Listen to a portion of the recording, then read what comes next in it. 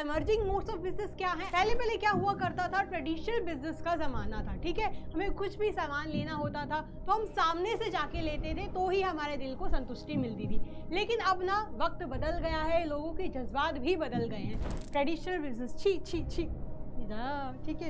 ई business, wow, ई business के जरिए हम एक एरिया तक सीमित नहीं रह जाते, हम विश्व भर में अपना सामान पहुंचा सकते हैं। एक बिजनेस और दूसरे बिजनेस के बीच में भी ट्रांजैक्शंस होते हैं। तो वक्त आ चुका है ई बिजनेस का, यानी अब हर सामान को हम क्या कर रहे हैं, एक क्लिक पे लेते हैं, ठीक है। कुछ भी पसंद आया, हेलो नमस्ते सत श्री अकाल, कैसे हैं आप सभी लोग? उम्मीद करती हूँ आप बिल्कुल मजे में होंगे और चंगे होंगे। तो स्वागत है आपका नेक्स्ट टॉपर्स के अमेजिंग प्लेटफॉर्म पे, और मैं हूँ प्रबलीन कौर, आपकी अपनी बिजनेस स्टडीज क्वीन। और आज हम शुरू करने वाले हैं क्लास 11th का चैप्टर नंबर 5, जिसका नाम है इमर्जिंग मोड्स ऑफ बिजनेस, ठीक है। तो ये चैप्टर ना वीडियो के एंड तक आपका फेवरेट बन जाएगा, क्योंकि ये चैप्टर बहुत ही छोटू सा है और क्यूट सा है, और इस चैप्टर को मैं एकदम इंटरेस्टिंग वे में समझाने वाली हूँ। तो दिल थाम के बैठ जाओ दोस्तों, क्योंकि अब हम इस चैप्टर को फोड़ देने वाले हैं एकदम, ठीक है बच्चों। तो चैप्टर का नाम है emerging modes of business. Emerging यानी उभरता हुआ, क्या मतलब है इसका? उभरता हुआ, ठीक है। यानी जो भी चीज उभर रही होती है, ग्रो कर रही होती है मार्केट में, हम उसे बोलते हैं इमर्जिंग, ठीक है। तो अब इमर्जिंग मोड्स ऑफ बिजनेस क्या है? आउटसोर्सिंग, ई बिजनेस। पहले क्या हुआ करता था, ट्रेडिशनल बिजनेस का जमाना था, ठीक है। हमें कुछ भी सामान लेना होता था तो हम सामने से जाके लेते थे तो ही हमारे दिल को संतुष्टि मिलती थी। लेकिन अब ना वक्त बदल गया है, लोगों के जज्बात भी बदल गए हैं। तो वक्त आ चुका है ई बिजनेस का, यानी अब हर सामान को हम क्या कर रहे हैं, एक क्लिक पे लेते हैं, ठीक है। कुछ भी पसंद आया, ऐड टू क्या बोलते हैं, विश लिस्ट किया, ठीक है। अगर विश लिस्ट नहीं भी किया, ऐड टू कार्ट किया, ठीक है, और जाके ऑर्डर प्लेस कर दिया। तो वक्त आ चुका है ई बिजनेस का और आउटसोर्सिंग का। अब जो ट्रेडिशनल बिजनेस है वो बहुत कम हो चुका है कंपैरेटिवली, ठीक है बच्चों। तो देर किस बात की, इस चैप्टर को एकदम शुरू करते हैं। हाँ जी, तो पहला टॉपिक आता है meaning and scope of E business. E business यानी हर एक वो बिजनेस जो इलेक्ट्रॉनिक फॉर्मेट के द्वारा किया जाता है, ठीक है। इलेक्ट्रॉनिक फॉर्मेट के द्वारा किया जाता है, ठीक है। बिजली की तारों द्वारा नहीं, इलेक्ट्रॉनिक फॉर्मेट द्वारा, यानी इलेक्ट्रिकल डिवाइसेस के द्वारा, जैसे कंप्यूटर हो गया, लैपटॉप हो गया, आपका मोबाइल हो गया, टैबलेट हो गया, ठीक है। तो हम जो बिजनेस करते हैं, हम कुछ भी अगर खरीदारी शॉपिंग वगैरह करते हैं, ठीक है, अगर हम अपने मोबाइल, कंप्यूटर, लैपटॉप, टैबलेट के जरिए करते हैं, यानी इलेक्ट्रॉनिक डिवाइसेस के जरिए करते हैं, तो वो आता है हमारा ई बिजनेस के अंडर में, ठीक है। पहले क्या होता था, हम सामान जो होता था, कुछ भी हमें लेना होता था तो हम क्या करते थे, सामने से जाके लेते थे। अब तो ये वक्त आ गया कि हम जो खाने वाला सामान है, ग्रोसरी वगैरह है, ठीक है, सब्जियां वगैरह है, वो तक हम ऑनलाइन परचेज कर रहे हैं, ठीक है। तो देखो वक्त कितना बदल चुका है। तो ट्रेडिशनल बिजनेस क्या है, बहुत ही कम ग्रोथ हो गई है ट्रेडिशनल बिजनेस की, ठीक है। तो पहले क्या प्रेवलेंट हुआ करता था, ट्रेडिशनल बिजनेस, ठीक है। लेकिन पिछले कुछ सालों से ई बिजनेस जो है वो बहुत ही हाई रेट से ग्रो कर रहा है बच्चों, ठीक है बच्चों। और आपको ये चीज़ें तो बहुत अच्छे से पता ही होंगी, क्योंकि ये जो सब जो चीज़ें हैं ना, ये B2B कॉमर्स हो गया, ई बिजनेस हो गया, आउटसोर्सिंग वगैरह हो गया, जो भी ई बिजनेस के पार्ट हैं, ठीक है, वो क्या है, हम खुद अपनी डेली लाइफ में यूज़ करते हैं बच्चों, ठीक है। तो देर किस बात की, डेफिनेशन से शुरू करते हैं।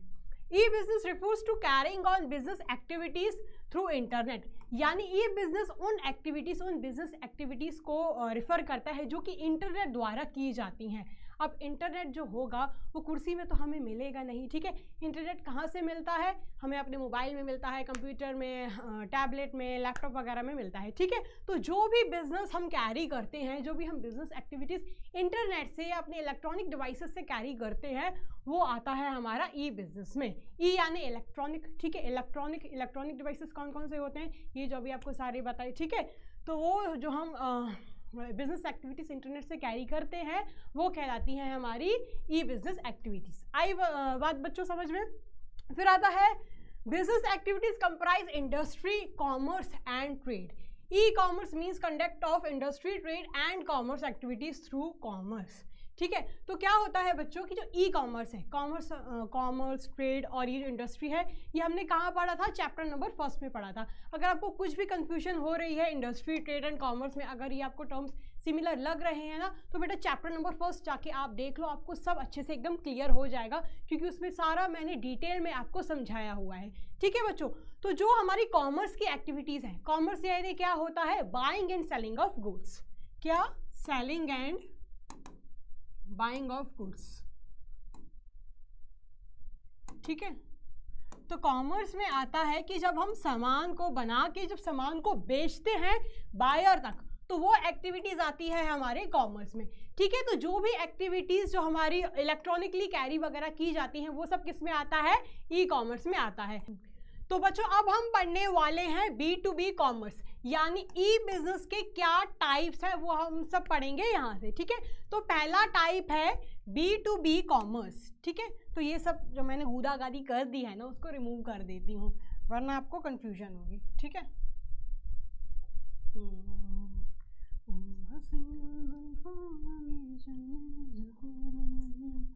बच्चों I am poor at singing यार, मेरी आवाज़ पे मत जाना आप। ठीक है, हाँ जी, तो हो गया यार, अब इतना ही बता देती हूँ। ठीक है, तो पहला है हमारा B2B कॉमर्स, यानी बिजनेस टू बिजनेस। ठीक है, बिजनेस टू बिजनेस। अब आप बोल रहे होंगे ये बिजनेस टू बिजनेस क्या होता है, ये क्या साइंटिफिक टर्म आ गया बिजनेस टू बिजनेस B2B, लेकिन कुछ नहीं है, बहुत सिंपल है, बताती हूँ। ठीक है, तो transaction taking place between business units are known as B2B transactions. ठीक है, तो यानी वो ट्रांजैक्शंस जो एक बिजनेस और दूसरे बिजनेस के बीच में होते हैं, तो वो कहलाते हैं आपके B2B कॉमर्स के ट्रांजैक्शंस। अब आप बोलोगे बिजनेस टू बिजनेस ये क्या होता है, हमें तो पता है कि भैया बिजनेस जो सामान होता है वो अपने कस्टमर्स को बेचता है, लेकिन बच्चों बिजनेस और एक बिजनेस और दूसरे बिजनेस के बीच में भी ट्रांजैक्शंस होते हैं, और वो ट्रांजैक्शंस कहलाते हैं B2B कॉमर्स के ट्रांजैक्शंस। ठीक है बच्चों, जैसे कि ये है एक वुडमैन, क्या है, एक वुडमैन यानी लकड़हारा। ठीक है, इसका क्या काम है, ये जाता है जंगलों में। ठीक है, जंगलों में जाता है, पेड़ों से लकड़ियाँ खूब सारी काट काट के लेके आता है, और फिर ये जो लकड़ियाँ होती हैं ना, ये सप्लाई करता है, ये बेचता है फर्नीचर वालों को, फर्नीचर स्टोर वालों को। ठीक है, अब फर्नीचर स्टोर वालों का क्या काम होता है, वो लकड़ी की मदद से, लकड़ी के जरिए क्या बनाते हैं, बेड्स बनाते हैं, सोफा बनाते हैं, डाइनिंग टेबल वगैरह बनाते हैं। ठीक है, तो फर्नीचर स्टोर वालों को क्या लगता है, लकड़ी लगती है। ठीक है, लकड़ी, हाँ लड़की ना लिख दूं कहीं मैं, हाँ लकड़ी लगती है। ठीक है, और वुडमैन का क्या काम होता है, इस लकड़हारे का क्या काम होता है, ये लकड़ियां बेचता है। क्या बेचता है, ये वुड बेचता है। ठीक है बच्चों, तो फर्नीचर स्टोर वालों को किस चीज़ की ज़रूरत होती है, लकड़ियों की। ठीक है, और वुडमैन क्या बेचता है, लकड़ियाँ बेचता है। ठीक है, तो जो वुडमैन का बिजनेस क्या है, जो जंगलों से पेड़ों से जो लकड़ियाँ काट के लेके आता है उसको बेचता है। तो उस वुडमैन का किस चीज़ का बिजनेस है, लकड़ियाँ बेचने का। किस चीज़ का बिजनेस है, लकड़ियाँ बेचने का। ठीक है, और फर्नीचर स्टोर वालों का किस चीज़ का बिजनेस है, फर्नीचर बेचने का, यानी जो अपना सामान बनाते हैं, बेड, सोफा, डाइनिंग टेबल वगैरह, ठीक है, चेयर्स वगैरह, वो बेचते हैं। ठीक है, तो ये जो वुडमैन है वो भी एक बिजनेसमैन है। ठीक है, वो भी धंधा चला रहा है अपनी लकड़ियों का, और ये जो फर्नीचर स्टोर वाला है वो भी अपना धंधा चला रहे हैं फर्नीचर का। ठीक है, तो क्योंकि ये भी एक बिजनेसमैन है और ये भी फर्नीचर स्टोर वाला भी एक बिजनेसमैन है, तो दोनों बिजनेस पार्टीज हैं, इसलिए इनके बीच में जो भी ट्रांजैक्शंस होते हैं वो कहलाते हैं B2B के ट्रांजैक्शंस। ठीक है, क्या कहलाते हैं, B2B के ट्रांजैक्शंस। आई बात समझ में। जैसे कि जो भी कार्स वगैरह बनती हैं, उन कार्स में क्या क्या लगता है, गियर लगती है, इंजन वगैरह लगता है। ठीक है, तो ऑटोमोबाइल वगैरह इंडस्ट्री जो होती है। ठीक है, अब वो जो कार जो बनाने वाले होते हैं वो सारा सामान खुद से तो लेके आते नहीं है, उनको जो भी सामान की ज़रूरत पड़ती है वो दूसरी कंपनीज, दूसरी इंडस्ट्रीज से लेते हैं। ठीक है, तो उनके बीच में भी क्या हो रहा है, वो जो सामान बेचने वाले होते हैं और जो कार मैन्युफैक्चरर्स होते हैं वो भी क्या करते हैं, कार बना के बेचते हैं। तो उन दोनों के बीच में भी जो ट्रांजैक्शंस होते हैं वो होते हैं बिजनेस ट्रांजैक्शंस। यानी जब सिंपल वे में सुनिए, यानी जब दो बिजनेस पार्टीज एक दूसरे से ट्रांजैक्ट करती हैं तो वो कहलाता है आपका B2B कॉमर्स। ठीक है बच्चों, आई बस समझ में अच्छे से आपको, ये मैंने आपको एग्जांपल बता दिया है। ठीक है, ये वुडमैन है, वुडमैन भी एक बिजनेसमैन है, यानी लकड़हारा भी एक बिजनेसमैन है और फर्नीचर स्टोर वाला भी एक बिजनेसमैन है। तो जब ये दोनों ट्रांजैक्ट कर रहे हैं, दोनों बिजनेस पार्टीज जब ट्रांजैक्ट कर रही हैं, तो इनके बीच का ट्रांजैक्शन कहलाएगा हमारा B2B कॉमर्स। आई बात समझ में अच्छे से बच्चों, ठीक है। तो अब मैं आपको समझाती हूँ कि इन ट्रांजैक्शंस में क्या क्या इंक्लूडेड होता है।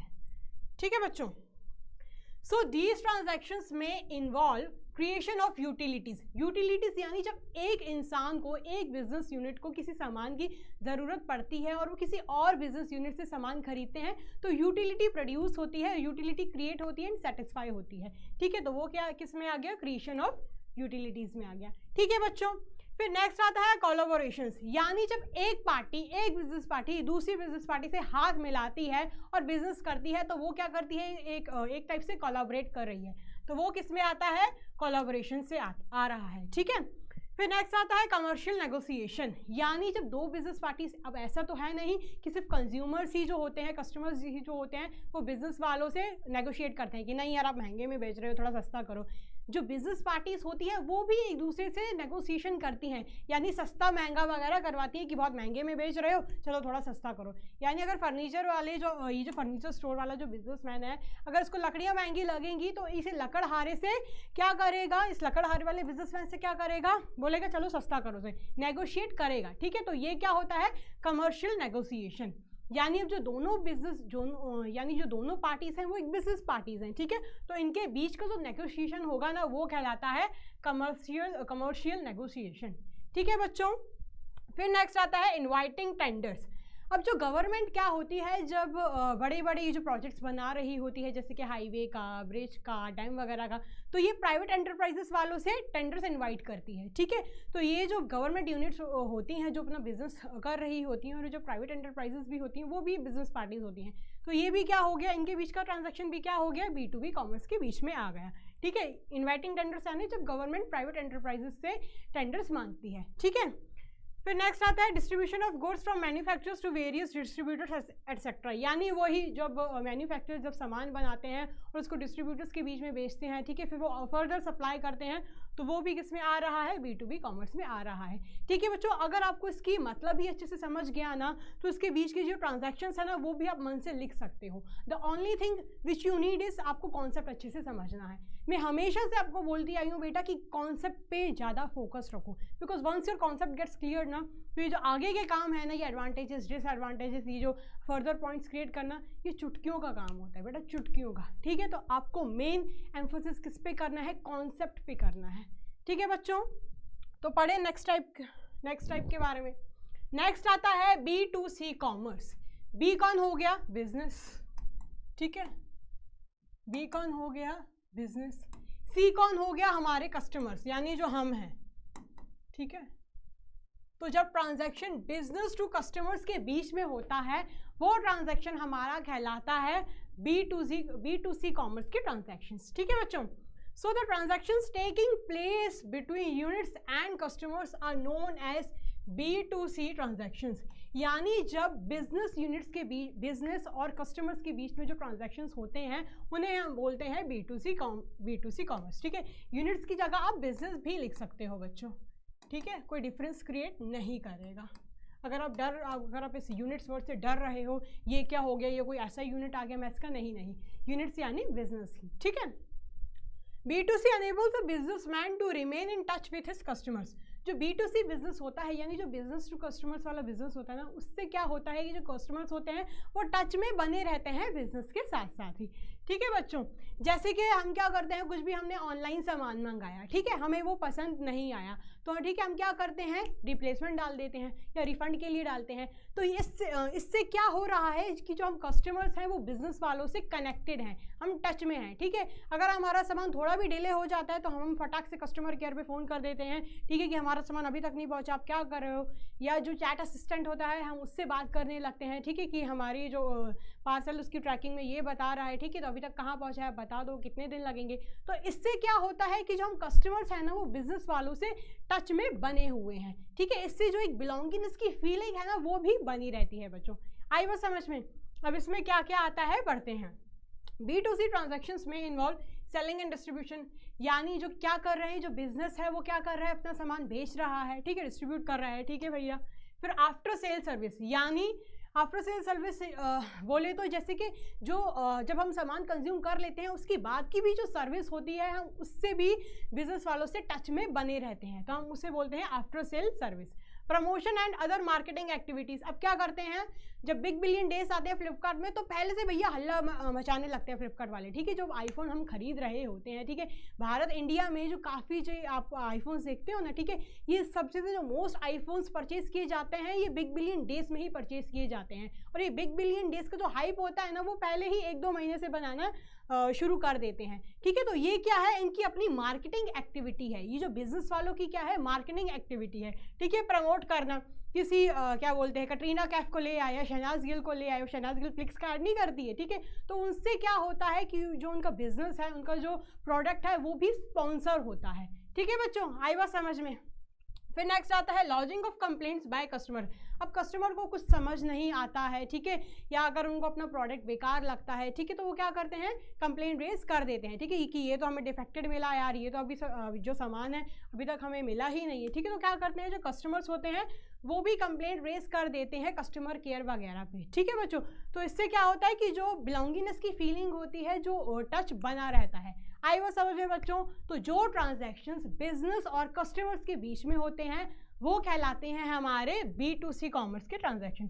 यानी ये जो देखो, अब ये जो आप सोच रहे हो ना वो नहीं है, ये है कस्टमर और ये है क्या बोलते हैं, कस्टमर केयर वाली, ठीक है। तो ये क्या कर रही है, इसकी क्वेरी सॉल्व कर रही है, इसकी क्वेरी रिजॉल्व कर रही है, ठीक है। जो आप समझ रहे हो ना, उनका वो रिश्ता नहीं है। थोड़ा अपना नज़रिया बदल लो बच्चों। हाँ, मैं सब समझ रही हूँ, ठीक है। ये जो अमेजोन हुआ, ईबे हुआ, स्नैपडील हुआ, ठीक है, स्नैपडील तो अब बंद ही हो गया है, ठीक है। तो ये क्या है, सब किसके, B2C कॉमर्स के पार्ट्स हैं, ठीक है बच्चों। आई बात समझ में। ये जो सब है ना, ये तो हम डेली ही ऑब्जर्व करते हैं अपने आसपास के सिनेरियोज में, ठीक है। हमें कुछ भी सामान पसंद नहीं आता तो हम रिप्लेसमेंट डाल दिए, रिफंड डाल दिए, ठीक है। तो ये सब किसका पार्ट है, B2C कॉमर्स का ही पार्ट है बच्चों। आई बात समझ में, आप नोट कर सकते हैं ये सब। हाँ जी बच्चों, तो आई होप आपने नोट कर लिया होगा इधर तक। अब बढ़ते हैं हमारे नेक्स्ट टॉपिक की ओर जिसका नाम है C2C कॉमर्स। C2C यानी कस्टमर टू कस्टमर,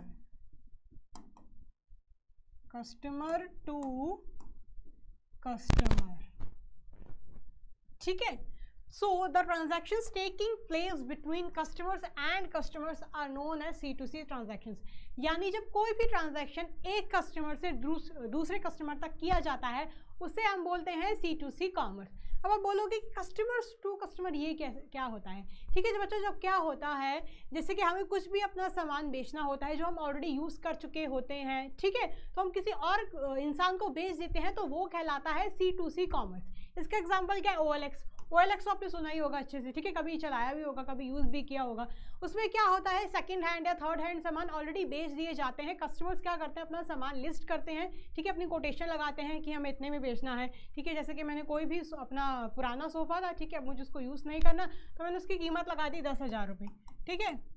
और कोई और कस्टमर को पसंद आ गया तो उसने मुझे 10,000 रुपये दे दिए और जो मेरा सोफ़ा था वो उसने ख़रीद लिया, यानी मुझसे ले लिया, ठीक है बच्चों। तो ये क्या है, मैं भी एक कस्टमर हूँ, सामने वाला भी एक कस्टमर है। तो जब दो कस्टमर्स के बीच में ट्रांजैक्शन किया जाता है उसे हम बोलते हैं C2C कॉमर्स, ठीक है बच्चों। OLX के बारे में तो आप सबको पता ही होगा। कार देखो, यानी क्या होता है, इधर कार्स वगैरह देखी जाती हैं, सेकंड हैंड कार्स वगैरह बेची जाती हैं, ठीक है। C2C ट्रांजैक्शंस में क्या होता है, selling use books, clothes etcetera, यानी जो बुक्स आप ऑलरेडी पढ़ चुके होते हो, ठीक है, तो आप किसी और को भी बेच सकते हो। अब वो स्टडी बुक्स भी हो सकती हैं या ऐसे ही रीडिंग बुक्स भी हो सकती हैं। क्लॉथ्स यानी कब इतने महंगे महंगे जो कपड़े होते हैं, ठीक है, जो लड़कियां तो वैसे क्या करती हैं आपको पता ही है, मैं खुद भी लड़की हूँ, ठीक है। हम एक बार पहनते हैं बस, उसके बाद मन भर जाता है, एक बार पहन लिया ना, अब हम रिपीट नहीं करेंगे भाई ये कपड़े। तो उन कपड़े को भी जो लोग होते हैं वो बेच देते हैं, ठीक है। फिर रेंट पे भी चढ़ाते हैं कपड़े, ठीक है। हम देखते हैं कि शादियों में, ठीक है, शादियों पार्टियों में डिज़ाइनर जो कपड़े होते हैं, ठीक है, वो बहुत महंगे होते हैं। तो कुछ लोग जब जिसको अफोर्ड नहीं कर पाते तो वो रेंट पे खरीदते हैं। तो वो भी क्या है, C2C कॉमर्स का ही ट्रांजैक्शन है, ठीक है। सेलिंग एंटीक आइटम्स यानी कुछ पेंटिंग्स वगैरह हैं या कुछ भी आप अपना कुछ आपके पास एंटीक आइटम पड़ा हुआ है जिसकी पेंटिंग या जो सिक्के वगैरह होते हैं, ठीक है, ओल्ड सिक्के जो पहले के ज़माने में चलते थे, ठीक है, उसे बेचना। Warning customers about fraudulent suppliers, ठीक है। कस्टमर्स को फ्रॉडलेंट सप्लायर्स, ये जो फ्रॉड जो कंपनी फ्रॉड जो स्कीम्स वगैरह नहीं होती हैं, ठीक है, उनके बारे में वार्न करना। अब क्या होता है कि कुछ जो लोग होते हैं ना बिल्कुल फेक वेबसाइट्स बना लेते हैं और वो बिल्कुल रियल जैसी लगती हैं, और लोग क्या करते हैं, लोगों को लगता है कि हाँ यार ये तो बिल्कुल रियल वेबसाइट जैसी लग रही है, तो सच्ची होगा यार, चलो हम खरीद लेते हैं। तो वो खरीद लेते हैं और बाद में जाके पता चलता है कि ये तो फ्रॉड हो गया उनके साथ, ठीक है। यानी वो क्या करते हैं, पेमेंट कर देते हैं, ठीक है, और बाद में जब उनके पास उनका सामान नहीं पहुंचता है तो बाद में जाके ये रियलाइज होता है कि ये तो फ्रॉड हो गया हमारे साथ, ठीक है। तो फ्रॉडलेंट सप्लायर्स के बारे में वार्न करना, ठीक है, बताना। Information about the quality and durability of product, यानी जो प्रोडक्ट की क्या ड्यूरेबिलिटी यानी कितने टाइम तक ये चल जाएगा, इसकी क्या क्वालिटी है, ठीक है, उसके बारे में इन्फॉर्म करना। तो ये सब किस में आता है, C2C कॉमर्स के ट्रांजैक्शंस होते हैं ये, ठीक है। जब हम OLX पे भी अपना सामान लिस्ट करते हैं, रजिस्टर करते हैं, तो हम पहले से लिख देते हैं कि ठीक है कि ये जो सोफ़ा है, ठीक है, ये 5 साल पुराना है, इतने का है, ठीक है, तो इतना इसको वियर एंड टियर हुआ है। तो मैं उसके बारे में क्या बता रही हूँ, उसकी क्वालिटी बता रही हूँ, उसकी ड्यूरेबिलिटी के बारे में बता रही हूँ, ठीक है बच्चों, आई बात समझ में। तो C2C कॉमर्स यानी जब 2 कस्टमर्स या मोर देन 2 कस्टमर्स ट्रांजैक्ट करते हैं, ठीक है, तो वो क्या कहलाता है, C2C कॉमर्स कहलाता है। लेकिन इसमें कस्टमर्स ही होने चाहिए, ठीक है बच्चों, आई बात समझ में। बढ़ते हैं नेक्स्ट टाइप की ओर, ठीक है, जिसका नाम है इंट्रा बी कॉमर्स, ठीक है। इंट्रा यानी क्या होता है, एक ही चीज के अंदर, एक ही टाइप के अंदर, ठीक है बच्चों। अभी इंट्रा बी कॉमर्स क्या है वो हम जान लेते हैं। This refers to transactions between the parties और person who are part of the one firm only, यानी जब कुछ ट्रांजैक्शन, ठीक है, जब कुछ ट्रांजैक्शन एक ही कंपनी, एक ही ऑर्गेनाइजेशन के लोगों के बीच में होता है ना, तो वो कहलाता है आपका इंट्रा बी कॉमर्स, ठीक है बच्चों। जैसे कि कोई कंपनी है, ठीक है, कोई कंपनी है, ठीक है, और वो जब उसके जो कस्टमर, जो उसके जो मेंबर्स होंगे एक दूसरे से ट्रांजैक्ट करेंगे ना, तो वो किस में आएगा, इंट्रा बी कॉमर्स में आएगा, ठीक है। यानी जब एक ही कंपनी या फर्म या ऑर्गेनाइजेशन के लोग ट्रांजैक्ट करते हैं, ठीक है, तो वो किस में आता है, इंट्रा बी कॉमर्स में, ठीक है। इसमें क्या मेन फैक्टर है, इसमें है कि एक ही कंपनी के लोग होने चाहिए, किसी और कंपनी के लोग नहीं होने चाहिए वो, ठीक है बच्चों। फिर firm has to deal with suppliers, customers, employees, etc. These are called intra B commerce interactions. अब जो फर्म होती है उसको अपने कस्टमर्स के साथ भी डील करना पड़ता है, सप्लायर्स के साथ भी डील करना पड़ता है, उसके एम्प्लॉयज़ के साथ भी डील करना पड़ता है। तो ये सब किस में आता है, इंट्रा बी कॉमर्स में ही आता है। अब इसकी क्या ट्रांजैक्शंस हैं, let us talk about it, ठीक है। Interaction between any 2 departments of one firm, यानी जब एक फर्म के, ठीक है, 2 डिपार्टमेंट्स एक दूसरे से इंटरैक्ट करते हैं तो वो भी आता है हमारा इंट्रा बी कॉमर्स में, ठीक है। मान लीजिए अब, ठीक है,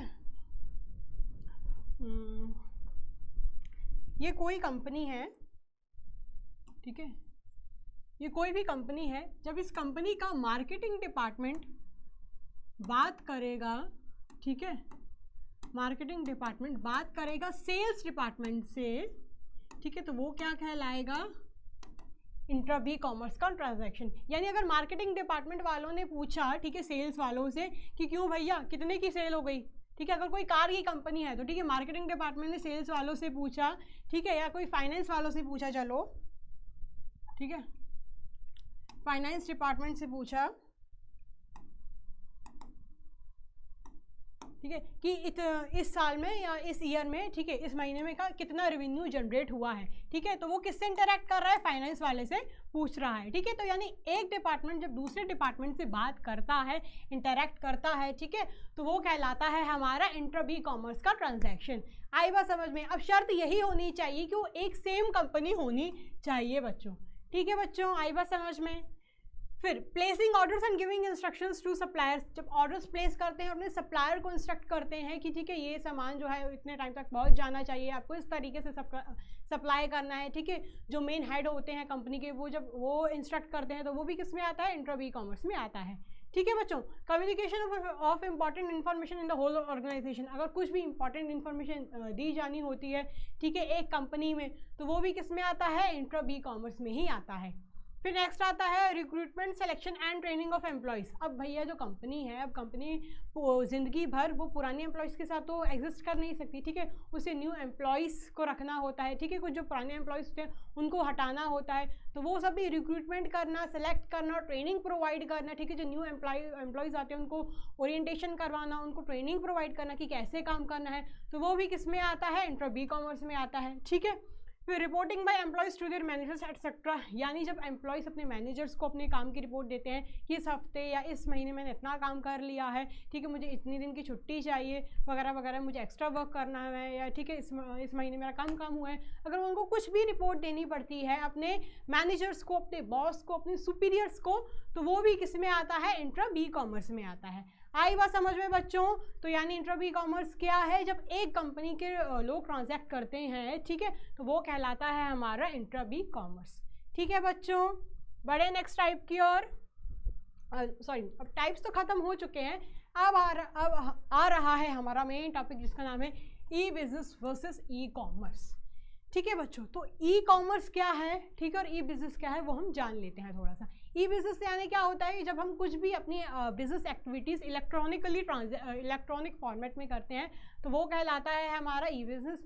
और ई कॉमर्स यानी जब हम अपने सामान को सेल करते हैं, बेचते हैं कस्टमर्स को इलेक्ट्रॉनिक फॉर्मेट के ज़रिए, तो वो कहलाता है हमारा ई कॉमर्स। ठीक है, तो ये देखो मैंने एक मीम ऐड किया था, ट्रेडिशनल बिजनेस छी छी छी, ठीक है, और ई बिजनेस वाओ। ठीक है, तो ई बिजनेस क्यों वाओ, क्योंकि ई बिजनेस बहुत ही आसान है, ठीक है, बहुत ही कन्वीनियंट है, उसके फ़ायदे के बारे में भी हम पढ़ेंगे। लेकिन जो ट्रेडिशनल बिजनेस है अब वो हेक्टिक लगता है, वो बोरिंग भी लगता है, ठीक है, वो टाइम कंज्यूमिंग लगने लगा है। इसके सारे इसके क्या बोलते हैं एडवांटेजेस के बारे में भी आपको बताऊंगी, लेकिन अभी ई बिजनेस और ई कॉमर्स के बारे में जानते हैं। ठीक है, तो e business includes industry of trade and commerce, whereas e commerce is restricted to commercial activities of buying and selling only. ठीक है, e business is wider in scope and includes e commerce in it. ठीक है, अब बच्चों क्या है ना, जो ई बिजनेस है ना, ठीक है, उसमें ही आता है हमारा ई कॉमर्स। ठीक है, ये है हमारा ई कॉमर्स, ठीक है, और ये है हमारा ई बिजनेस। ठीक है, तो यानी जो ई बिजनेस है ना, वो ई कॉमर्स जो है ना, सॉरी, वो ई बिजनेस का ही पार्ट है। ठीक है, क्यों?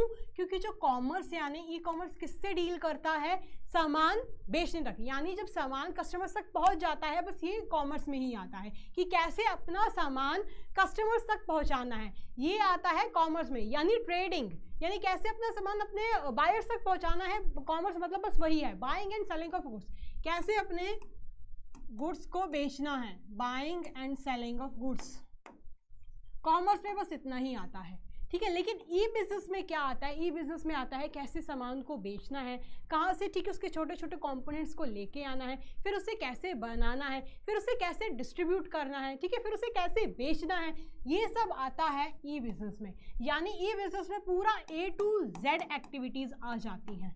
ठीक है, लेकिन ई कॉमर्स में क्या आता है कि कैसे बस सामान बेचना है। ठीक है, तो ई कॉमर्स जो है वो ई बिजनेस का ही पार्ट है। ठीक है, ई कॉमर्स बोलता है मैं तेरा ही तो हिस्सा हूँ। आ गई बात समझ में आपको बच्चों? ठीक है बच्चों, तो अब आगे बढ़ सकते हैं। आपको आई होप समझ आ गया होगा e commerce and E business का मतलब। अगर आपको कॉमर्स के बारे में डिटेल में पढ़ना है तो I am repeating it again, क्या फर्स्ट चैप्टर जाके पढ़ सकते हैं। ठीक है बच्चों, उधर आपको अच्छे से पता चल जाएगा। हाँ जी, अब क्या बेनिफिट्स हैं ई बिजनेस के। अब अभी बात कर ही रही थी ना मैं कि आपको एडवांटेजेस बताऊंगी, तो बस वही एडवांटेजेस बताने वाली हूँ कि क्या फ़ायदे हैं ई बिजनेस के जो ट्रेडिशनल बिजनेस में नहीं है। ठीक है बच्चों, तो पहला तो है easy to form and lower investment is required.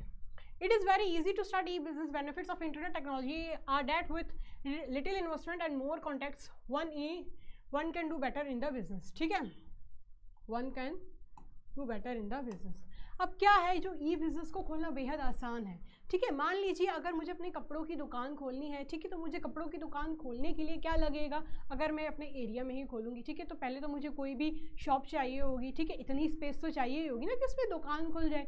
ठीक है, तो शॉप की ज़रूरत पड़ेगी। ठीक है भैया, फिर लोगों की ज़रूरत पड़ेगी, अपने नीचे भी तो लोगों को रखूँगी ना। फिर जो अगर मेरे अपनी दुकान है, यानी अगर मेरा अपना एरिया है, तो भैया फिर तो बल्ले बल्ले। लेकिन अगर मेरा अपना स्पेस नहीं है, अगर मैं स्पेस खरीदती हूँ, तो मुझे क्या करना पड़ेगा, रेंट देना पड़ेगा, इलेक्ट्रिसिटी का बिल देना पड़ेगा, ठीक है, वगैरह बिल भी देने पड़ेंगे। तो मेरा खर्चा कितना आ जाएगा। ठीक है, और खोलने के लिए अलग खर्चा लगेगा। ठीक है, मुझे माल लेके आना पड़ेगा। ठीक है, वो तो मुझे लेके आना ही पड़ेगा, लेकिन अब दुकान को लूँगी, ठीक है, रेंट पे लूँगी, तो पहले रेंट अग्रीमेंट साइन वगैरह करना पड़ेगा। ठीक है, फिर रेंट पे करना पड़ेगा, तो उसमें इन्वेस्टमेंट कितना ज़्यादा लग रहा है। लेकिन अगर मैं यही काम करती हूँ, अपने कपड़ों का काम करती हूँ किसी ऑनलाइन ऐप पे, ठीक है, यानी अगर मैं मीशो पे मीशो आपको पता ही होगा ना यार, अच्छे से पता ही होगा, हमारी मम्मियाँ भी सब शॉपिंग करती हैं भैया। मेरी मम्मी तो घर का जो सामान होता है ना, जैसे कि पर्दे वगैरह हो गया, या जो टेबल कवर वगैरह हो गया, या स्लिप को जो स्टेशन होता है किचन स्टेशन, उसको साफ़ करने वाला कवर हो गया, वो सारा मीशो से मंगाती रहती है। ठीक है, क्योंकि भैया सस्ता भी है और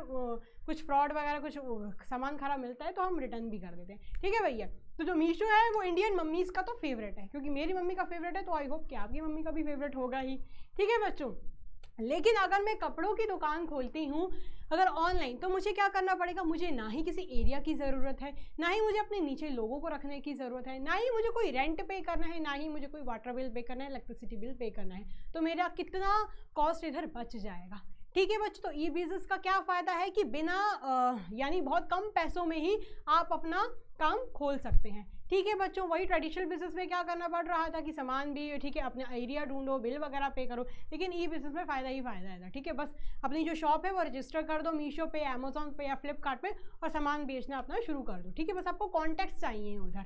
ठीक है, अपने लोगों के आसपास के लोगों को बता दो कि मैंने अपनी जो शॉप है ना वो लिस्ट कर दी है अमेजोन पे या मीशो पे, अगर आपको कुछ खरीदना तो आप खरीद सकते हो। बस आपको इतना करना है। ठीक है, आपको कोई झंझट नहीं है किसी को सैलरी पे करने की, बिल पे करने की, रेंट पे करने की। ठीक है बच्चों, आई बात समझ में। अब नेक्स्ट बढ़ते हैं, convenience. With the help of E business shopping can be done conveniently sitting at home. ठीक है, तो कन्वीनियंस यानी ये आसान है, ये बिज़नेस है वो ट्रेडिशनल बिजनेस से आसान है। ठीक है, क्यों आसान है, क्योंकि हम अपने घर बैठे बैठे ही ठीक है आराम से कुछ भी चीज़ हमें पसंद आती है तो हम उसे ऑर्डर कर सकते हैं। जस्ट हमें क्या करना पड़ता है, ऐड टू कार्ट करना पड़ता है, ऐड टू कार्ट में फिर जाना पड़ता है, फिर ऑर्डर प्लेस करना पड़ता है। ठीक है, उसमें भी पेमेंट के ऑप्शन हमें कितने सारे मिल जाते हैं, COD का मिलता है, नेट बैंकिंग का मिलता है, ठीक है वगैरह, कितने सारे ऑप्शन हमें मिल जाते हैं। हम प्रीपेड भी कर सकते हैं या COD कैश ऑन डिलीवरी भी कर सकते हैं। ठीक है, लेकिन वही अगर ट्रेडिशनल बिजनेस होता तो मुझे क्या करना पड़ता कि भैया अगर मुझे कहीं खरीदने जाना है कुछ, मान लीजिए अगर मुझे कपड़े की शॉपिंग करने जानी है तो पहले मुझे क्या करना पड़ेगा, तैयार होना पड़ेगा। ठीक है, फिर अगर मेरी अपने पास स्कूटी नहीं है, कार नहीं है, तो भैया मुझे ऑटो ढूंढना पड़ेगा। ठीक है, गली में जाके, गली के बाहर जाके देखो ऑटो मिल रहा है, ठीक है ऑटो में जाओ। ठीक है, ऑटो में जाएंगे, फिर वहाँ 1000 शॉप हम देखेंगे, ठीक है टाइम अलग वेस्ट होगा, फिर वापस आएंगे। ठीक है, तो इसमें यानी 1 घंटे की शॉपिंग के लिए, ठीक है 1 घंटे की शॉपिंग के लिए कुल 3-4 घंटे बर्बाद हो जाते हैं, क्योंकि तैयार हो, ऑटो ढूंढो। ठीक है, अगर ऑटो नहीं है तो स्कूटी में पेट्रोल डलवाओ, गाड़ी में पेट्रोल डलवाओ, तो कितना ये क्या हेक्टिक हो जाता है। लेकिन ऑनलाइन शॉपिंग में, ई शॉपिंग, ई बिजनेस में क्या हो गया, हम घर बैठे बैठे, अगर हम किचन में है तो भी हम कुछ भी देख सकते हैं, अगर हम वॉशरूम में है तो भी हम बैठे बैठे मोबाइल चलाते हैं, कुछ ना कुछ हम सर्च वगैरह करते ही रहते हैं। ठीक है, कि क्या नया मार्केट में आया है, ठीक है हम क्या शॉपिंग कर सकते हैं। ठीक है, तो क्या है जो कन्वीनियंट है, कन्वीनियंस यानी बहुत ही आसान है। ठीक है, और इसे परफॉर्म करना भी बहुत ही इजी है। यानी बस आपको क्या करना है, आपको सर्च ही करना होता है। अमेजोन में जाते हैं, वो जो सर्च बार होता है उसमें जाके क्लिक कर दिया। ठीक है, या मिंत्रा है या नायका है, लड़कियों का फेवरेट शॉपिंग ऐप। ठीक है, तो उसमें बस क्या करना पड़ता है, जाके एक सर्च ही करना पड़ता है, उसमें हज़ारों ऑप्शंस हमारे पास आ जाते हैं। लेकिन हम ट्रेडिशनल बिजनेस करते हैं तो एक दुकान में जाओ, उधर पसंद नहीं आया, ठीक है फिर बहाना मारो, ठीक है भैया हम आते हैं, अब हम इधर ही हम आते हैं थोड़ी देर में। ठीक है, फिर बहाना मारो, कुछ पसंद नहीं आता। ठीक है, इधर तो ये बिजनेस ऐसा कुछ नहीं करना, नहीं पसंद आया तो ठीक है बैक कर दो, किसी और ऐप में जाके देख लो, किसी और शॉप का देख लो। ठीक है, तो ये क्या है, कन्वीनियंस है, आसान है। ठीक है बच्चों, फिर नेक्स्ट आता है speed. Through e-business, information can be exchanged and buying and selling can be done just with the click of a mouse. This benefit is more in case of products like software, movies, music, books, etc. Speed यानी ये से book करना बहुत ही आसान होता है। अगर मुझे कोई मूवी बुक करनी है, ठीक है तो मुझे क्या करना पड़ेगा, बुक माई शो में जाऊँगी। ठीक है, जो भी मुझे मूवी पसंद आ रही है, ठीक है जो भी मुझे टाइम मेरे लिए सूटेबल है वो देखूँगी। ठीक है, जाके पेमेंट कर दूँगी, क्लिक कर दूँगी। ठीक है, बस एक क्लिक के ज़रिए ही मेरा सारा काम हो जाएगा। लेकिन अगर वही मुझे अगर कुछ मूवी, अगर बुक माई शो वगैरह नहीं होता, अगर ई बिजनेस नहीं होता, तो स्पेशल जाओ मूवी थिएटर में। ठीक है, देखो भैया सीट है या नहीं है, अगर सीट नहीं मिलती तो वापस आ जाओ। ठीक है, तो टाइम भी वेस्ट हुआ। लेकिन ई बिजनेस में क्या है, एक स्पीड, एक क्लिक के ज़रिए ही आपका सारा काम हो जाता है। आई बस समझ में बच्चों, तो यहाँ टाइम भी बचता है, यानी एफिशिएंट है, स्पीडी है। ठीक है बच्चों, नेक्स्ट बेनिफिट के बारे में पढ़ते हैं, global reach. Through e-business, the businessman can reach each and every human being on this planet who has access to internet. They can look at and evaluate the same product and buy the most suitable product. यानी ई business के ज़रिए हम एक area तक सीमित नहीं रह जाते, हम विश्व भर में अपना सामान पहुंचा सकते हैं। अगर हमारे उस सामान में इतनी क्षमता है लोगों तक, मतलब अगर हमारा जो सामान है, अगर हमारा जो प्रोडक्ट है वो वाकई ही अच्छा है। ठीक है बच्चों। लेकिन ट्रेडिशनल बिजनेस में क्या होता है, अगर मान लीजिए मेरी कपड़ों की दुकान है तो मेरे पास कौन आएगा, मेरे एरिया के लोग ही आएंगे, मेरे शहर के लोग ही आएंगे मेरे पास। लेकिन इसमें क्या होता है, ई बिजनेस में क्या होता है, अगर जब आपकी शॉप लिस्ट हो जाती है तो कोई भी सर्च कर सकता है, ठीक है। तो एक ट्रेडिशनल बिजनेस में क्या होता है, आप एरिया तक ही सीमित रह जाते हैं। लेकिन ई बिजनेस में क्या होता है, आप इस पूरी दुनिया में, इस पूरे प्लानेट में हर कहीं पहुंच सकते हैं। मतलब हम नहीं पहुंच सकते, जो हमारी शॉप है, जो हमारा सामान है, वो हर कहीं पहुंच सकता है, ठीक है। सिर्फ इंडिया तक ही नहीं सीमित रहता, इंटरनेशनल लेवल पर भी वो क्या बोलते हैं, सेल आउट हो सकता है। आई वो समझ में बच्चों। अब नेक्स्ट पॉइंट पढ़ते हैं, cost saving. Trading through e-business is more economical as compared to other trading because in e-commerce the businessmen are not required to own a showroom for display of their goods. वही जो मैंने आपको बात बताई थी कि हमें ट्रेडिशनल बिजनेस में क्या करना पड़ता है, हमें अपना एक अलग सा एरिया स्पेस सेट करनी पड़ती है, शोरूम सेट करना पड़ता है, ठीक है। लेकिन ई बिज़नेस में क्या होता है, ऐसा कुछ करने की ज़रूरत नहीं है, बस अपनी शॉप को ही लिस्ट करवाना है, ठीक है। अगर हम जो कुछ स्पेस को रेंट पे ख़रीदते हैं, ठीक है, तो हमें उसका रेंट पे करना पड़ेगा, उसका बिल वगैरह पे करना पड़ेगा, तो हमारा कितना खर्चा जाएगा, ठीक है, सैलरी पे करनी पड़ती है। लेकिन ई बिज़नेस में कुछ नहीं है, ऐसा कुछ झंझट नहीं है, बस आराम से अपनी शॉप लिस्ट कर दो तो हमारा कितना पैसा वहाँ बच जाता है, ठीक है, हमारा कितना खर्च यानी बच जाता है। Movement towards a paperless society. Use of internet has reduced the dependence on paperwork. The information now can be given online through internet and can be processed much faster. यानी क्या हुआ है, ई बिज़नेस के ज़रिए क्या हुआ है कि जो हमारा देश है, हमारा जो सोसाइटी है, वो एक पेपरलेस सोसाइटी की ओर बढ़ रही है। पहले ट्रेडिशनल बिजनेस सेटअप करने के लिए अलग अलग तरह के रजिस्ट्रेशन वगैरह करवाने पड़ते थे।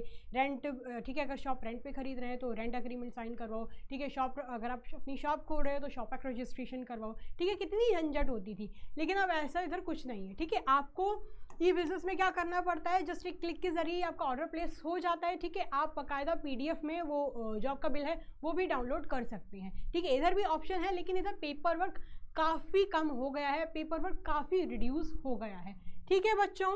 तो पेपरलेस सोसाइटी यानी इधर पेपर की ज़रूरत पड़ती ही नहीं है, आपको सारा कुछ ऑनलाइन ही मिल जाता है, सब कुछ आपको PDF में डाउनलोड करने का ऑप्शन मिल जाता है, ठीक है बच्चों। तो ये हो गए इसके फ़ायदे, ठीक है। ये बहुत ही छोटा सा चैप्टर है और इंटरेस्टिंग एंड इंगेजिंग चैप्टर है, ठीक है, बहुत ही जनरल चैप्टर है। अगर इस चैप्टर के आपको थोड़ा बहुत भी पता होगा ना, तो आप इसकी एक्सप्लेनेशन आराम से लिख सकते हैं, ठीक है। तो सो आई होप बच्चों ये चैप्टर आपका फेवरेट बन गया होगा, बिकॉज ये बहुत ही क्यूट सा और इंटरेस्टिंग चैप्टर है, ठीक है बच्चों।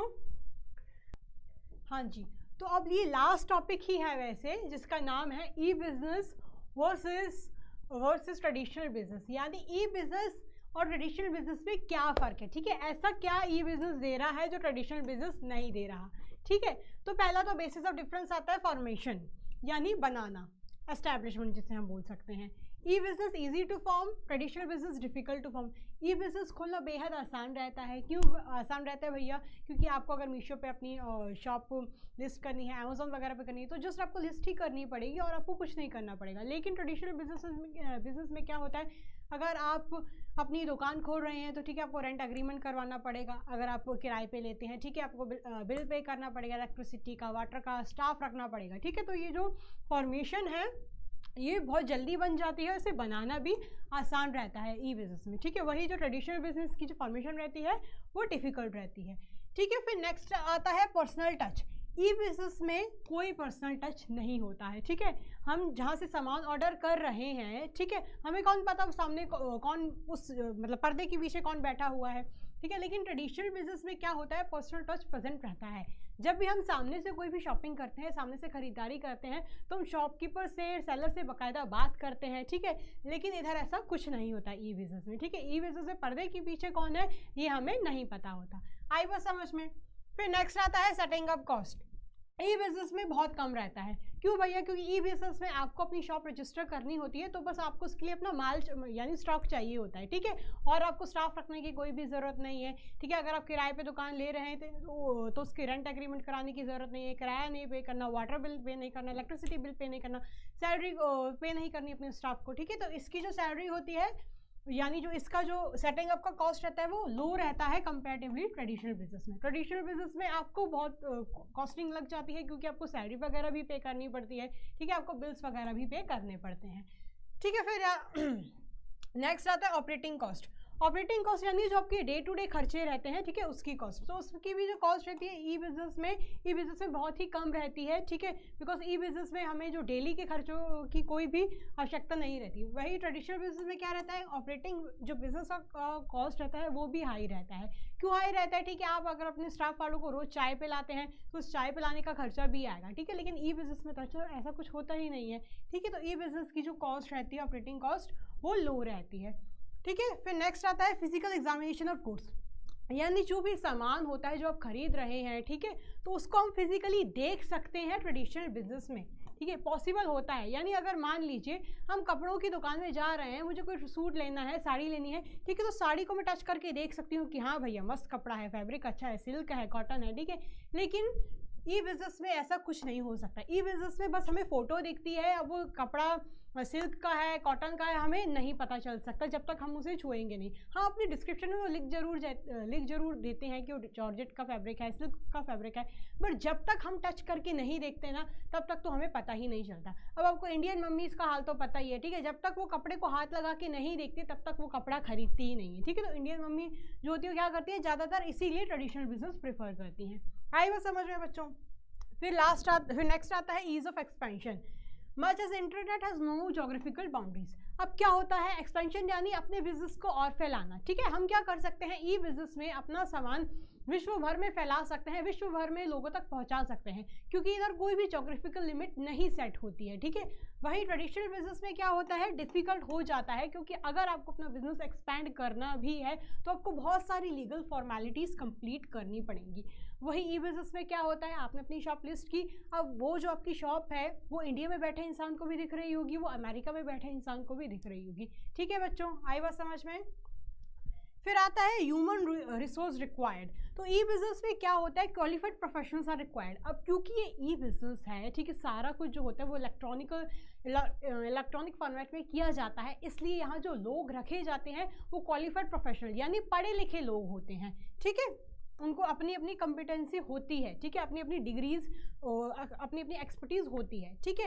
वही ट्रेडिशनल बिजनेस में क्या होता है, सेमी स्किल्ड या स्किल्ड लेबर की ज़रूरत रहती है। जैसे कि हमारी अगर कपड़ों की दुकान है या किसी भी हमारा कोई ढाबा वगैरह है, ठीक है, तो हम क्या करते हैं, आसपास के लड़कों को रख लेते हैं, ठीक है, उनका नाम रख देते हैं छोटू, ए गुड्डू, ठीक है। आपने तो सुना ही होगा, ठीक है, आपके आसपास के जो ढाबे होंगे, होटल होंगे या कपड़ों की दुकान होगी, किसी भी टाइप की दुकान होगी, वहाँ के जो लड़के होते हैं ना उनका नाम छोटू या गुड्डू तो जरूर रखा जाता है, ठीक है। तो वो उतने ज़्यादा पढ़े लिखे होते नहीं हैं। तो ट्रेडिशनल बिजनेस में क्या होता है, सेमी स्किल्ड और सेमी जो स्किल्ड लेबर की ज़रूरत होती है, बस उनको काम सिखाना पड़ता है, ठीक है। जब वो काम सीख जाते हैं फिर हम उनकी अपनी शॉप में रख लेते हैं, ठीक है। वहीं जो ई बिजनेस में क्या होता है, क्वालिफाइड प्रोफेशनल यानी पढ़े लिखे लोगों को, ठीक है, और ये जो है ई बिजनेस है वो इलेक्ट्रॉनिक फॉर्मेट है, ठीक है, तो आईटी स्पेशलाइज लोगों को भी रखना पड़ता है। आई बात समझ में बच्चों। फिर लास्ट आता है risk involve. No direct contact between the parties less as parties have interaction, ठीक है। इसमें क्या होता है, ई बिजनेस में इसमें कोई भी डायरेक्ट कांटेक्ट नहीं बन पाता सेलर और बायर के बीच में, ठीक है। कभी कभार तो क्या होता है कि कुछ लोग प्रीपेड कर देते हैं, ठीक है, पेमेंट पहले से ही कर देते हैं, लेकिन सामान उन तक पहुंच ही नहीं पाता, ठीक है, फेक वेबसाइट्स बन जाती हैं या कुछ भी हो जाता है, ठीक है। तो अब डायरेक्ट कॉन्टैक्ट नहीं है, ठीक है, तो हमें नहीं पता कि पर्दे के पीछे कौन है, ठीक है। इसलिए इसमें क्या होता है कि डायरेक्ट कांटेक्ट नहीं बना रहता, तो इसमें रिस्क इन्वॉल्व रहता है। लेकिन ट्रेडिशनल बिजनेस में क्या होता है कि कम होता है रिस्क, क्योंकि जो पार्टीज होती हैं वो इन्वॉल्व रहती हैं एक दूसरे के साथ, ठीक है। अगर हम कुछ भी सामान खरीदते हैं तो दुकान में जाके खरीदते हैं, ठीक है, हम पहले ही चेक कर लेते हैं, ठीक है, कोई डिफेक्टेड सामान तो नहीं है, ठीक है। और अगर मान लीजिए कुछ सामान बेकार निकल जाता है या कुछ, तो हम जाके रिप्लेस भी कर सकते हैं, ठीक है। अगर मान लीजिए कपड़ों का रंग उतर जाता है, ठीक है, तो बाद में जाके हम उस दुकानदार को सुना भी सकते हैं 10 बातें कि भाई ये कैसा सामान बेचा, उस कपड़े का तो रंग ही उतर गया है, ठीक है। लेकिन इधर ऐसा कुछ नहीं है, हमें नहीं पता ये बिजनेस में कि पर्दे के पीछे कौन है, ठीक है बच्चों। आई होप आपको ये पॉइंट्स क्लियर हो गए होंगे, बहुत ही बेसिक पॉइंट्स हैं, ठीक है। आप अगर इसकी जस्ट ये पॉइंट्स भी याद कर लेंगे ना तो उसकी एक्सप्लेनेशन, ये जो डिटेल्स हैं, ठीक है, ये तो फिर अपने आप मन से बना ही लेंगे। बस आपको क्या करना है कि ये एक बार पढ़ लेना, ठीक है, अच्छे से, ठीक है। इसकी जो बेसिस ऑफ डिफरेंस की जो पॉइंट्स है ना वो अच्छे से कर लेना, ठीक है बच्चों।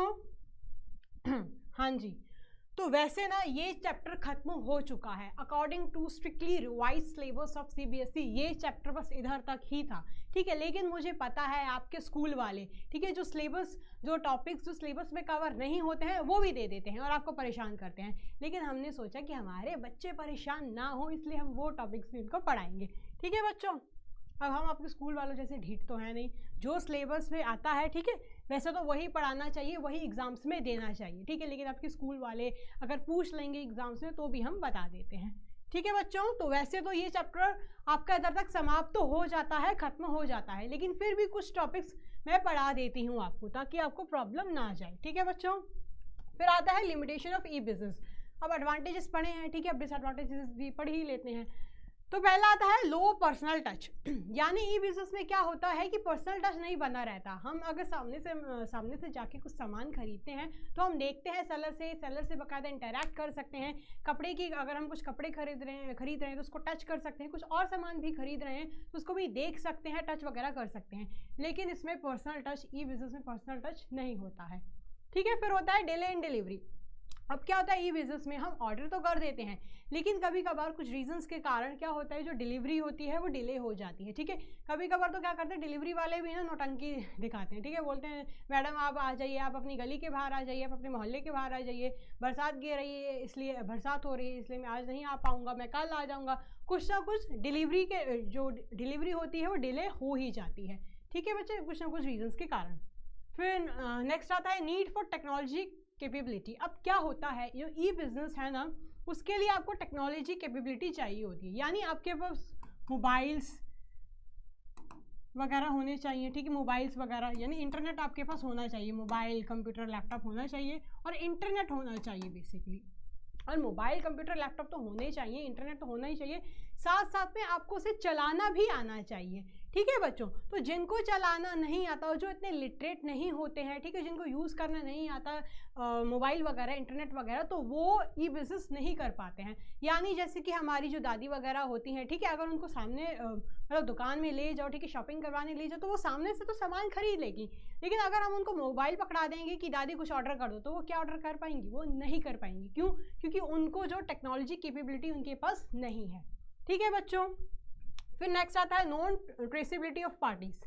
यानी क्या होता है, अगर हम सामने से जाके कुछ सामान खरीदते हैं, ठीक है, अगर हम फिजिकल शॉपिंग करते हैं तो हमें पता होता है हमने इस दुकान से जाके खरीदा था, हम बाकायदा सेलर से, उस दुकानदार से, शॉपकीपर से इंटरैक्ट भी करते हैं। लेकिन इधर क्या होता है कि हम उस पार्टी को ट्रेस नहीं कर सकते जहाँ से हमने सामान खरीदा है ई बिजनेस में, ठीक है। कभी कभार क्या होता है कि फेक वेबसाइट्स बन जाती हैं, ठीक है, फेक वेबसाइट्स बन जाती हैं और वो बिल्कुल रियल लगती हैं, एक्चुअल लगती हैं, और लोग क्या करते हैं, बिल्कुल रियल वेबसाइट समझ के वहाँ से ऑर्डर भी कर लेते हैं, और बाद में वो जो वेबसाइट होती है ना वो डिसअपियर हो जाती है और उसे ढूंढना भी मुश्किल रहता है। तो यही इधर बताया जा रहा है कि जो पार्टीज हैं होती हैं ई बिजनेस में, उनको ढूंढना मुश्किल है, वो ट्रेसेबल नहीं होती है, ठीक है बच्चों। फिर लास्ट सेकंड है पीपल रेजिस्टेंस। अब क्या होता है, ई बिजनेस का दौर तो आ गया है, लेकिन कुछ कुछ ऐसे लोग होते हैं ना जो चेंज को ना अडेप्ट नहीं कर पाते, वो रेजिस्ट करते हैं, ठीक है। कुछ लोगों की आदत होती है कि वो जैसे जी रहे होते हैं ना बचपन से, उनकी वैसी ही आदतें होती हैं, ठीक है। कुछ लोगों क्या करते हैं, फिर भी जाके फिजिकल शॉपिंग ही करेंगे भले ई बिजनेस का दौर चल रहा है। क्यों? क्योंकि वो चेंज को रेजिस्ट करते हैं, ठीक है, चेंज नहीं, जो बदलाव होता है, ठीक है, उस बदलाव को अडेप्ट नहीं कर पाते हैं। आई बात समझ में। फिर क्या आता है एथिकल फॉलोआउट्स। एथिकल फॉलोआउट्स यानी हमने नोटिस किया होगा कि कभी कभार क्या होता है, हमारी डिटेल्स ना शेयर हो जाती हैं। जैसे कि मान लीजिए कुछ दिन पहले की बात है, मैं अपने लिए सर्च कर रही थी क्रीम बीच टॉप, ठीक है, क्रीम बीच टॉप में सर्च कर रही थी मिंत्रा पे, ठीक है। तो क्रीम बीच टॉप में सर्च कर रही थी मिंत्रा पे, लेकिन मैं थोड़ी देर बाद ऐसे इंस्टा स्क्रॉल कर रही थी तो और किसी वेबसाइट की मेरे पास सजेशंस आने लगे, ठीक है, क्रीम बीच टॉप की। तो मैं हैरान, मैं कि ये कहाँ से पता चल रहा है। तो क्या होता है, इंटरनेट पे क्या होता है कि अगर आप कहीं से कुछ सर्च कर रहे हो ना, तो बाकी वेबसाइट्स को भी भनक लग जाती है और वो अपने सजेशंस बताने लगते हैं, ठीक है। तो यहाँ जो प्राइवेसी रहती है ना, वो मेंटेन नहीं रहती है। आई बात समझ में। तो जबकि डिटेल्स होती हैं वो शेयर हो जाती हैं इंटरनेट पे। आई बात समझ में बच्चों, ठीक है। तो ये हो गए आपके लिमिटेशंस ई बिजनेस के, ठीक है बच्चों। अब नेक्स्ट टॉपिक है आउटसोर्सिंग, ठीक है, क्या है आउटसोर्सिंग। वैसे ये टॉपिक्स आपके सिलेबस में नहीं है, ना ही लिमिटेशन है, ना ही आउटसोर्सिंग वगैरह है, लेकिन मैं फिर भी पढ़ा रही हूँ ताकि अगर आपके एग्जाम्स में आ जाए तो आप परेशान ना हो। ठीक है बच्चों, ठीक है, तो जान लेते हैं आउटसोर्सिंग क्या होता है। Outsourcing refers to contracting out some of its activities to a third party which were earlier performed by the organization. तो बेसिकली आउटसोर्सिंग में क्या होता है कि जो कंपनी या ऑर्गेनाइजेशंस रहती हैं ना, वो किसी और पार्टी को हायर कर लेती हैं उनका काम करवाने के लिए, और वो काम करवाने के लिए जो वो पहले खुद करते आए थे। ठीक है बच्चों, मान लीजिए कोई स्कूल है, ठीक है, स्कूल है तो पहले क्या करता था वो स्कूल, जो अपने बच्चों को, अपने स्टूडेंट्स को कंप्यूटर की ट्रेनिंग दिया करता था। लेकिन फिर स्कूल वालों ने टाई अप किया है कोचिंग इंस्टीट्यूट के साथ, और जो कोचिंग इंस्टीट्यूट के जो टीचर्स थे फिर वो आया करते थे बच्चों को ट्रेनिंग देने कंप्यूटर की। ठीक है बच्चों, तो ये किसका एग्जाम्पल है, आउटसोर्सिंग का एग्जाम्पल है। ठीक है बच्चों, आई बात समझ में। तो आउटसोर्सिंग यानी क्या है, यानी आप किसी थर्ड पार्टी को हायर करते हो अपना कंपनी का, अपने ऑर्गेनाइजेशन का काम करवाने के लिए, और ऐसा काम जो पहले खुद करते थे। ठीक है बच्चों, आई बात समझ में। तो आप लिख सकते हो ना अपने शब्दों में भी, बहुत ईजी है। ठीक है, फिर अब आउटसोर्सिंग की नीड क्यों है हमारे देश में, हमारी सोसाइटी में, वो जान लेते हैं। फोकसिंग ऑफ अटेंशन, यानी अटेंशन पे फोकस करना। अब क्या होता है, ठीक है, जब हम आउटसोर्स करते हैं ना कुछ पार्टीज, कुछ एक्टिविटीज़ को, तो जो हमारा मेन काम होता है हम उसको अच्छे से कर पाते हैं, पूरे 100% फोकस के साथ कर पाते हैं, क्योंकि हमारा जो बर्डन होता है वो कम हो जाता है। ठीक है, इसलिए जब कम हो जाता है तो जो हमारा प्राइमरी काम होता है, जो हमारा मेन गोल होता है, हम उसको अच्छे से फोकस कर पाते हैं। ठीक है बच्चों, फिर नेक्स्ट आता है कोर्स फॉर एक्सीलेंस, यानी अब क्या होता है, अब क्योंकि हम आउटसोर्स करवा रहे हैं, कोई थर्ड पार्टी आके कर रही है, तो जो थर्ड पार्टी जो ऑलरेडी होती है ना, वो ऑलरेडी एक्सपर्टीज उसको होती है उस काम में, तो क्या होता है जो काम होता है वो अच्छे से हो जाता है। ठीक है, और इसलिए एक्सीलेंस अचीव होती है। ठीक है बच्चों, फिर कॉस्ट रिडक्शन यानी आउटसोर्सिंग में क्या होता है, जब हम किसी और पार्टी को हायर करते हैं ना, तो उसकी जो कॉस्टिंग रहती है वो हमारी इंटरनल पार्टी से कम रहती है। ठीक है, इसलिए क्या होता है, जो ऑर्गेनाइजेशन रहती है उसका खर्चा भी बच जाता है। ठीक है, तो क्या होता है, जो थर्ड पार्टी के एक्सपेंस रहते हैं, थर्ड पार्टी के एक्सपेंस रहते हैं ना, एक्सपेंसेस आर लेस देन